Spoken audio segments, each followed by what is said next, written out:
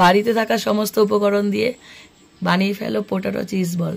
এই দেখো একদম সাধারণ সমস্ত জিনিসপত্র, কিন্তু খেতে খুব অসাধারণ।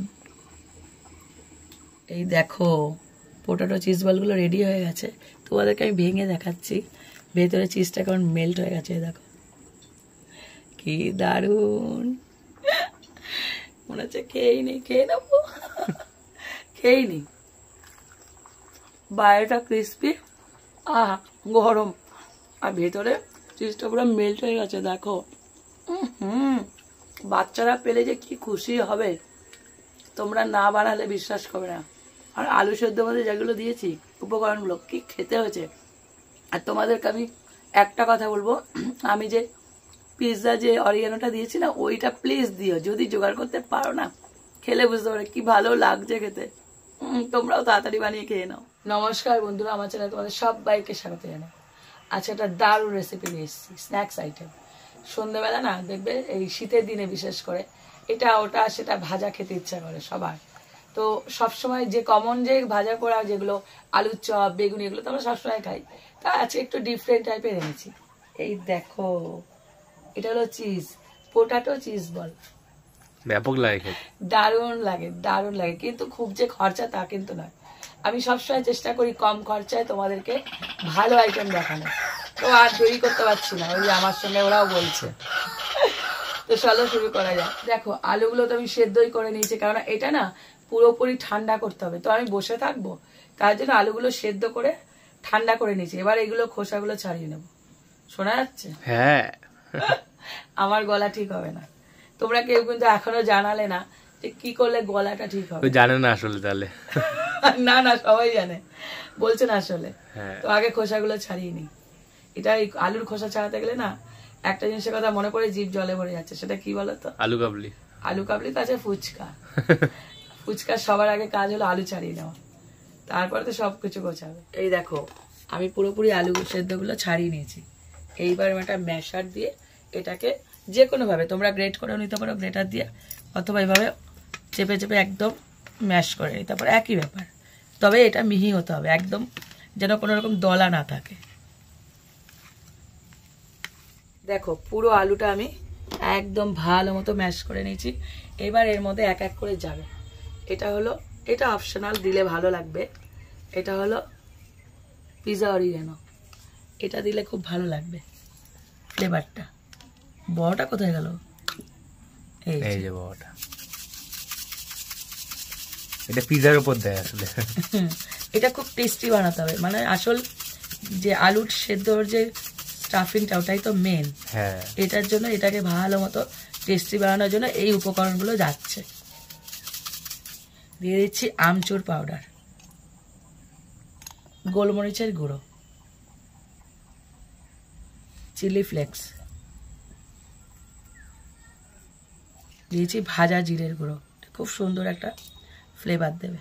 লবণ স্বাদ অনুযায়ী, এটা বিট লবণ, ভালো একটা টেস্ট আনবে। দিয়েছি কসুরি মেথি, আহা কি দারুণ গন্ধ বেরিয়েছে। দিয়েছি কর্নফ্লাওয়ার, বেশি না, 2 টেবিল চামচ। আর শেষে যাচ্ছে ধনে পাতা কুচি। ব্যাস, এইবার এটাকে ভালো করে হাত দিয়ে ভালো করে মিশিয়ে নেব। ওই দেখো ওরাও বলছে আমার থেকে খাবে, তাই ডাকতে শুরু করে দিয়েছি। এই দেখো আমি পুরোপুরি আলু সেদ্ধটা ভালো করে মেখে নিয়েছি। এবার হাতটা ধুয়ে নিই। আলুটা তো মাখা হয়ে গেছে। এবার আমুলের যে চিজগুলো হয় না ছোট ছোট, সেই চিজগুলো নিয়ে নিয়েছি, এগুলোকে আমি পিস করে নেব। এই দেখো পুরো কাগজটা খুলে নিয়েছি। আর এগুলো যেহেতু স্কোয়ার শেপেই কাটবো, মাঝখান থেকে একটা কাটলাম,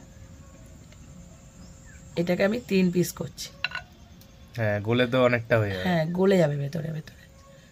তো আমি এক একটা চিজ থেকে 6 পিস করে বের করছি। হ্যাঁ, এই দেখো চিজটা কেটে নিয়েছি। এবার কর্নফ্লাওয়ারটা গুলে নেব, তার জন্য একটা বোল নিয়ে নিয়েছি কর্নফ্লাওয়ার, একটু দিয়েছি বিট লবণ, দিয়েছি গোলমরিচ, এর মধ্যে জল দিয়ে গুলে নেব। বেশি পাতলাও না বেশি ঘনও না, এমনভাবে জলটা দিতে হবে। দেখো আমি সব গুছিয়ে বসে পড়েছি। এখানে হলো কর্নফ্লাওয়ার গোলা জলটা, মানে ব্যাটারটা, হ্যাঁ আর এটা হলো বিস্কুটের গুঁড়ো, দারুণ লাগবে। এই হলো চিজ কিউব, আর এই হলো আলু সেদ্ধ। আলু সেদ্ধটা যখন নেবে না, কেমন একটা আঠালো ভাব, তো তার আগে একটুখানি হাতে তেল মাখিয়ে নেবে, তাহলে কি বলো তো আটকাবে না। হ্যাঁ, বুদ্ধি আছে মাথায় বেশ। না হলে তো মানে হাতে লেগে যাবে। হ্যাঁ, এইবার আলু সেদ্ধটা একটু মাঝখানটা ফাঁকা করে একটা করে এরকম, খুব সোজা কিন্তু দারুণ টেস্টি, হ্যাঁ একটা করে এরকম চিজের কিউব ঢুকিয়ে দেবে, ঢুকিয়ে পুরো গোল করবে যেন ভেতরে কেউ নেই এরকম। হ্যাঁ হ্যাঁ, আর এবারে ডুবিয়ে দিচ্ছি কর্নফ্লাওয়ারের গোলায়, তারপর এর মধ্যে কোটিং করে নেব। এটা ডাবল কোট করব, হ্যাঁ তাহলে কি বলো তো কোটিংটা খুব ভালো হবে। আবার একবার ডুবিয়ে আবার একবার দেব, এটাই হলো কাজ। ব্যাস রেডি হয়ে যাবে একদম চিজ বল। আলু সবার ঘরে থাকে, শুধু একটা জিনিস তোমাদের কিনতে হবে, চিজ। সেটা হলো চিজটা, ওটা একটু কিনে আনবে, ব্যাস দেখো গোল্লা গোল্লা হয়ে যাবে ডিমের মতো। কি দারুণ। তো আমি সব কটা বানিয়ে নিই, সময় লাগবে তো। দেখো আমার উনুন ধরানো হয়ে গেছে, এবার আমি কড়াই বসিয়ে দিচ্ছি। এবার এর মধ্যে দিয়ে দিচ্ছি তেল, পুরো ডুবো তেলে ভাজতে হবে। তেলটা গরম হোক, আর এই দেখো সব কটা আমি বানিয়ে নিয়েছি লাড্ডু। দেখো তেলটা গল্প, দেখো তেলটা হালকা গরম করে নিয়েছি, একদম ধোয়া ওরা গরম করবে না। আর প্রথম যেটা বানিয়েছি সেটা আগে দেবো, সেট হয়ে গেছে কি সুন্দর। হ্যাঁ, কি মজা লাগছে আমার। ভেতরে কারা আছে? চিজ।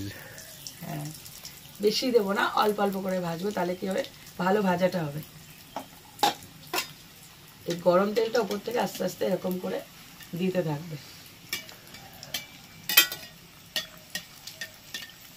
এটা পুরো একদম লালচে করে ভেজে নেওয়া হবে। আর আলু সেদ্ধটা যা যা দিয়েছি, কি যে স্বাদ, শুধুও খাওয়া যাবে। হ্যাঁ, দারুণ খেতে। দেখো উল্টে পাল্টে ভালো করে ভেজে নিয়েছি, এবার এগুলোকে তুলে নেবে, এরকম লাল লাল করে ভেজে নেবে। দারুণ না রেসিপিটা, একদম কম খরচা, ব্যাপক। শুধু চিজটা একটু কিনে নিতে হবে, ব্যাস। দেখো তোমরা এইভাবে বাড়িতে চিজ বল বানিয়ে নিও, পোটাটো চিজ বল। হ্যাঁ, শুধু চিজ বল নয়, বানিয়ে সন্ধ্যাবেলা যখন খেতে ইচ্ছা করবে তখন এবার বানিয়ে ফেলবে। আর কি, বাচ্চারা তো নেচে নেচে খাবে, বড়দেরও খুবই ভালো লাগবে।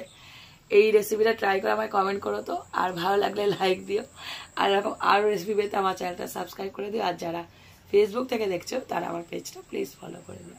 তো আজকের মতন টাটা।